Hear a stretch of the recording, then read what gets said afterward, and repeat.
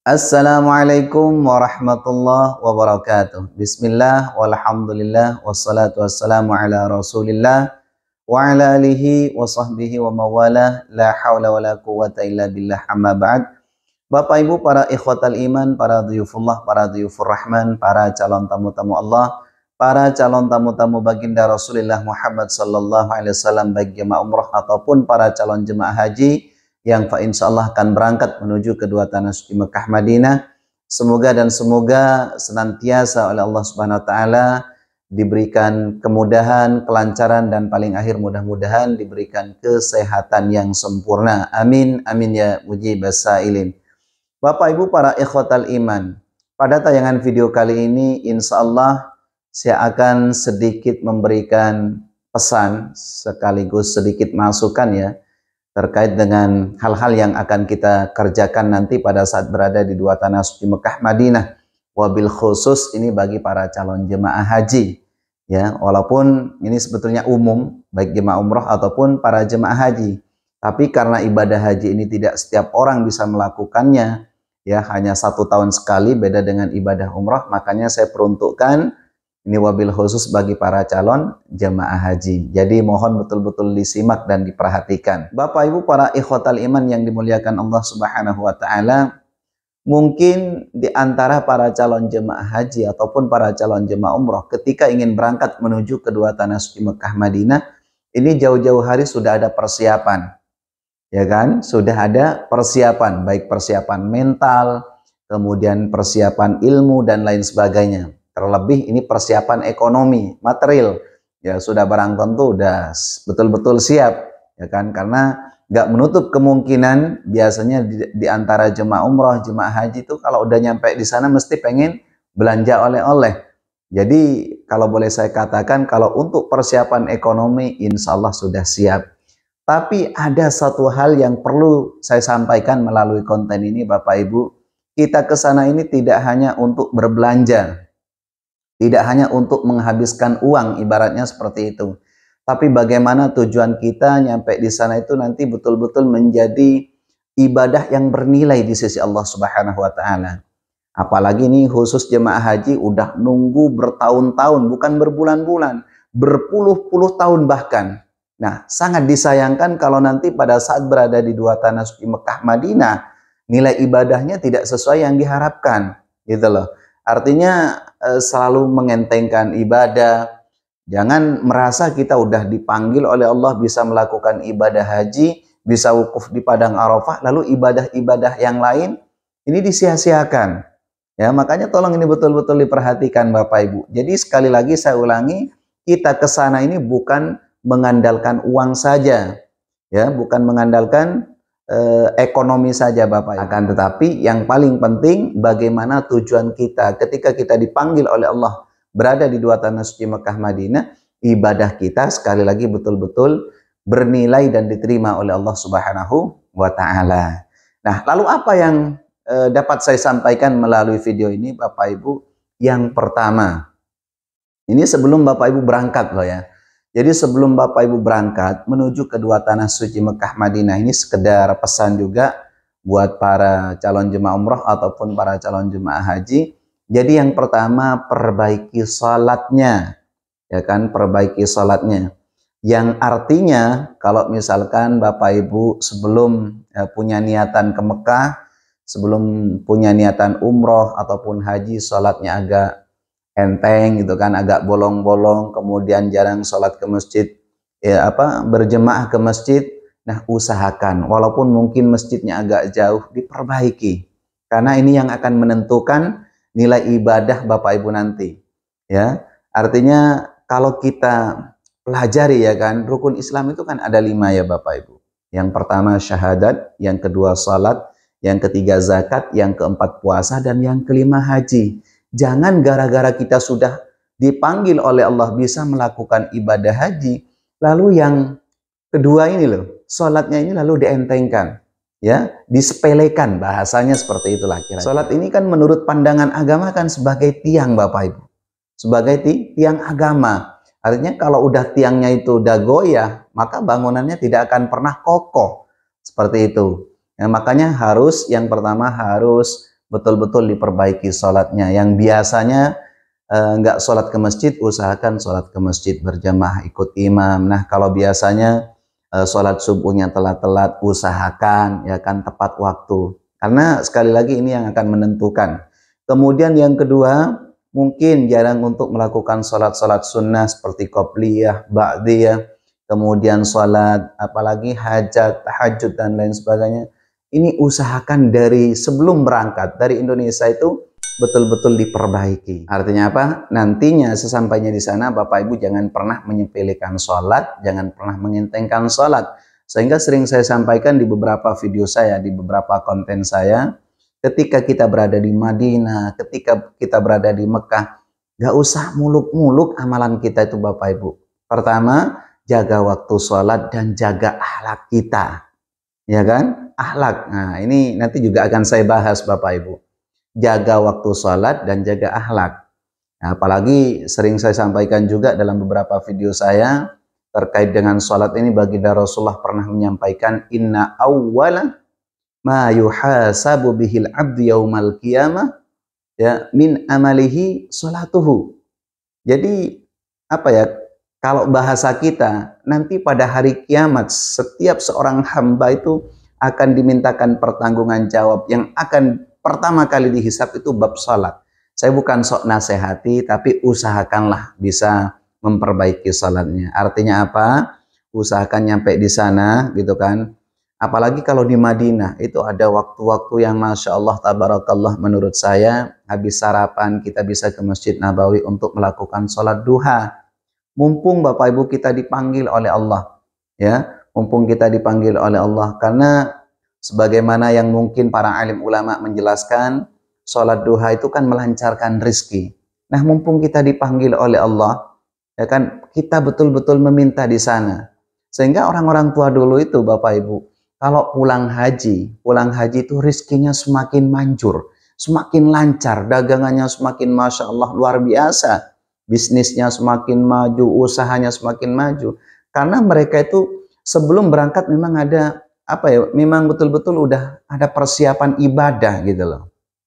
Makanya saya tekankan sekali lagi, sebelum berangkat itu udah perbaiki sholatnya, apalagi nyampe di sana nanti. Itu kan, yang pertama itu sholat duha. Ya kan, sholat duha usahakanlah. Nah, kemudian kalau bisa tambah sholat-sholat yang lain, seperti misalnya sholat tahajud. Sholat tahajud.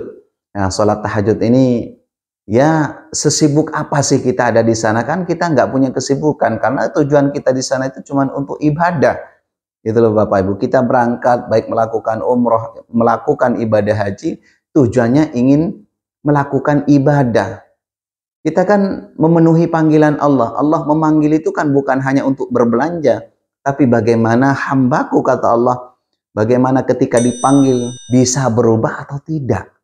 Gitu loh. Makanya yang pertama sholat duha harus kalau bisa jangan sampai telat. Misalnya ada di Madinah 9 hari, usahakan tiap hari. Ya, tiap pagi habis sarapan, yang lain mungkin pada istirahat, kita berangkat gitu kan. Nggak usah ngajak teman.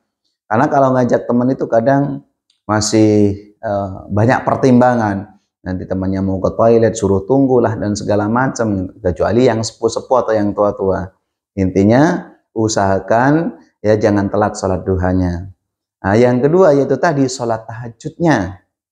Sholat tahajudnya ini kalau bisa selama berada di sana misalnya 9 hari, ya berarti 9 malam. Kita harus melakukan rutinitas tahajud di Masjid Nabawi. Nah, kira-kira seperti itu Bapak Ibu. Saya rasa paham ya dan jelas. Artinya kalau misalnya Bapak Ibu 9 hari di Madinah, kan selebihnya itu di Mekah.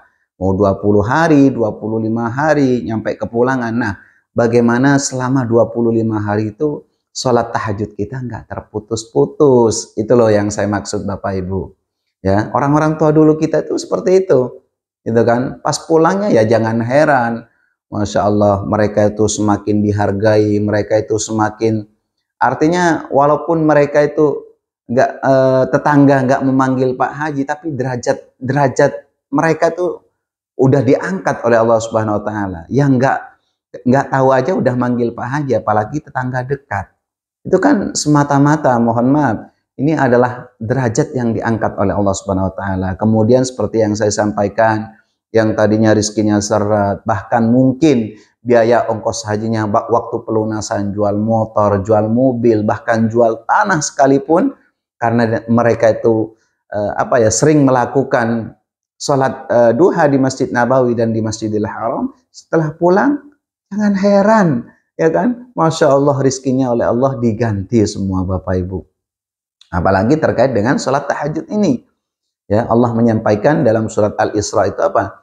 Wa minal laili fatahajjat bihi nafilatan lak. Dan ada sebagian dari malam, gitu kan, kalau bahasa kita lah.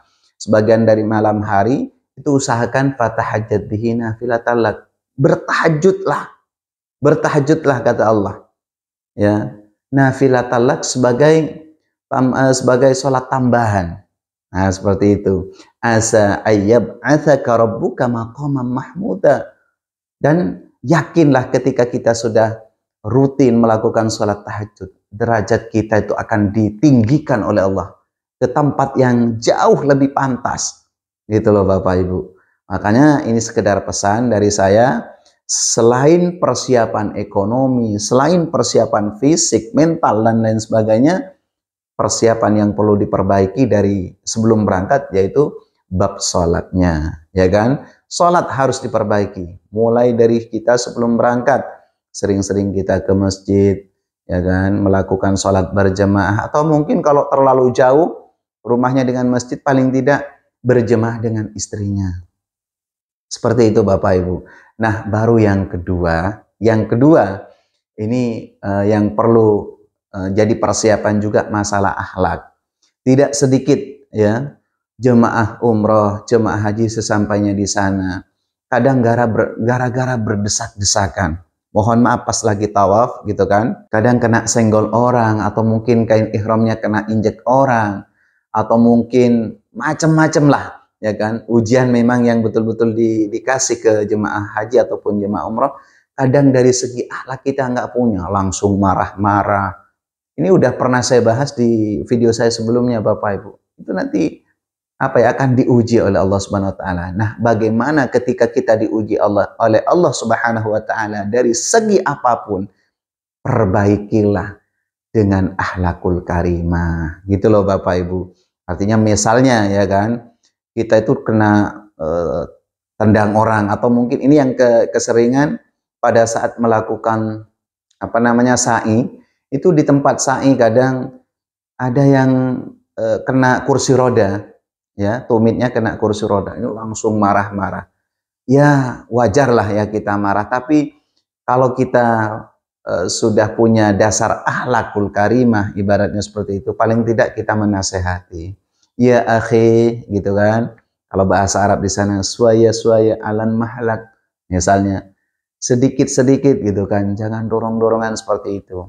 Nah, kalau kita sudah punya persiapan akhlak, karena banyak saya temukan loh Bapak Ibu, saya tidak hanya membahas jemaah dari Indonesia, orang luar pun kadang kalau udah kena kursi roda gitu kan, tumitnya, waduh langsung marah-marah, maki-maki dan lain sebagainya. Itu yang harus dipersiapkan. Yang kedua yaitu akhlakul karimah. Kemudian mungkin pada saat di hotel, nah ini perlu juga saya sampaikan bahwa perbedaan antara jemaah umroh dan jemaah haji, mungkin ini ada juga yang menonton video ini yang sering melakukan ibadah umroh, udah tahu persis. Kalau jemaah umroh itu satu kamar, itu kan udah diatur-atur gitu kan. Kadang kalau yang satu kamar itu 4 ranjang, berarti 4 jemaah. Nah biasanya, ini biasanya loh ya, nggak tahu kalau sekarang peraturannya beda atau enggak gitu kan. Biasanya kalau jemaah haji reguler itu yang isinya 4 ranjang, kadang jemaahnya itu isi 6 orang. Artinya itu kadang digabung kasurnya. Nah, bagaimana kita bisa menjaga akhlak pada saat kita satu kamar gitu kan dengan yang lain orang, kemudian lain karakter, kemudian lain bahasa dan lain sebagainya. Ini tolong betul-betul dijaga akhlaknya Bapak Ibu. Jadi saya rasa paham ya Bapak Ibu. Nah, yang pertama yaitu tadi jaga sholatnya, perbaiki sholatnya sebelum berangkat, kemudian akhlak ini yang harus dipersiapkan dari dari sekarang sebelum berangkat, Bapak. Saya rasa paham ya Bapak Ibu. Ini saja mungkin yang dapat saya sampaikan. Terima kasih atas segala perhatian. Mohon maaf atas segala kekurangan. Wal afa minkum ihdinas siratal mustaqim. Assalamualaikum warahmatullahi wabarakatuh.